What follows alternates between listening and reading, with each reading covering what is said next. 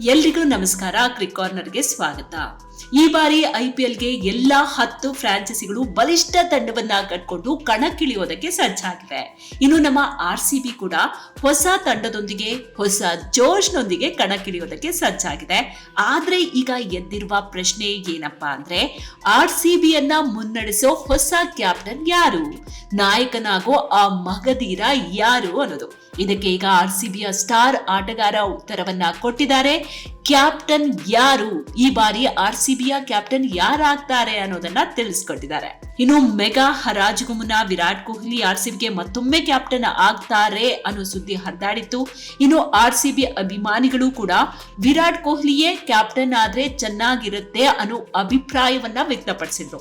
ಆದ್ರೆ ಇದಕ್ಕೆ ಕೊಹ್ಲಿ ಒಪ್ಕೊಳ್ತಾರಾ ಅನ್ನೋ ಚರ್ಚೆ ಕೂಡ ನಡೆದಿತ್ತು. ಯಾಕೆ ಅಂದ್ರೆ ಕೊಹ್ಲಿ 2021ರಲ್ಲೇ RCBಯ ಕ್ಯಾಪ್ಟನ್ ಪಟ್ಟಕ್ಕೆ ಗುಡ್ ಬೈ ಹೇಳಿದ್ರು. ಅವರ ಕ್ಯಾಪ್ಟನ್ಸಿಯಲ್ಲಿ RCB ಟ್ರೋಫಿ ಗೆದ್ದಿಲ್ಲ ಅನ್ನೋ ನೋವು ಅವರಿಗೆ ಇದ್ದೇ ಇದೆ.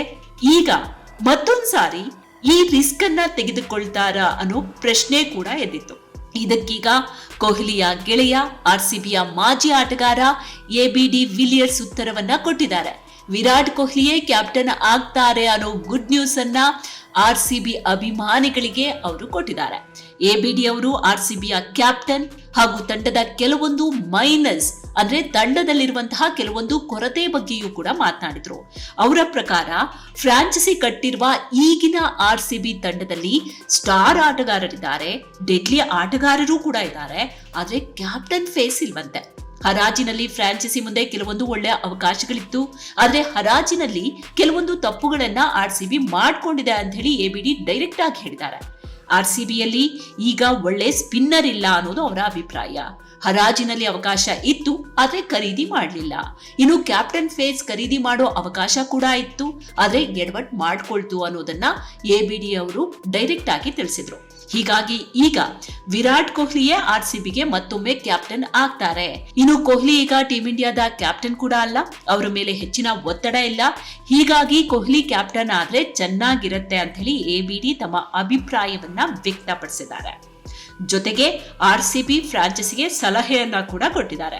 ಹಾಗಾದ್ರೆ ಈಗ ಫ್ರಾಂಚೈಸಿ ಕೊಹ್ಲಿಯನ್ನೇ ಕ್ಯಾಪ್ಟನ್ ಮಾಡುತ್ತಾ? ಒಂದ್ ವೇಳೆ ಕೊಹ್ಲಿ ಅಲ್ಲ ಅಂತ ಅಂದ್ರೆ ಬೇರೆ ಯಾರು? RCB ಬಳಿ ಇರುವ ನೆಕ್ಸ್ಟ್ ಆಪ್ಷನ್ ಯಾರು, ನೆಕ್ಸ್ಟ್ ಕ್ಯಾಪ್ಟನ್ ಯಾರು ಅನ್ನೋದು ಪ್ರಶ್ನೆ.